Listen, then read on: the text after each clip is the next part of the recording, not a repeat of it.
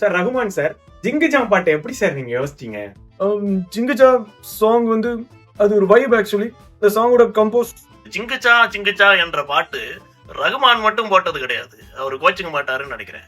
எல்லாருமே எல்லாருக்கும் போடக்கூடிய ஒரு விஷயம்.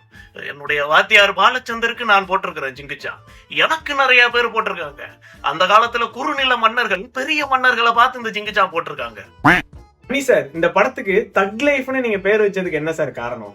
இந்த படத்தோட டைட்டில் பத்தி கமல் சார்கிட்ட சொல்லும்போது எல்லாரும் தக் என்ற வார்த்தையோ தக் லைஃப்ன்ற வார்த்தையோ இப்பதான் உருவாயிட்டு இருக்கின்றாங்க. மெட்ராஸ் பாஷையில கலீஜ் அப்படின்பாங்க.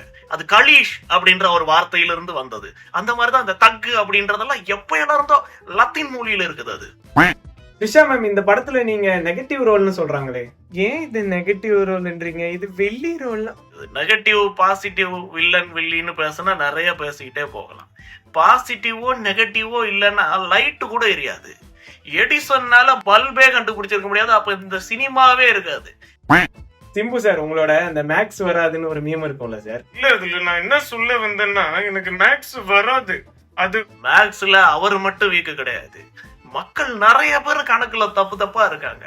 என்னுடைய நண்பர் ரஜினியிடம் நான் சொன்னேன், நீங்க வில்லனா நடிக்கணும் அப்படின்னு நினைக்கிறது தப்பு கணக்கு அப்படின்னு சொன்னேன். நான் சொன்னேன், நானே சில அரசியல் கணக்குகளை தப்பா போட்டிருக்கேன்.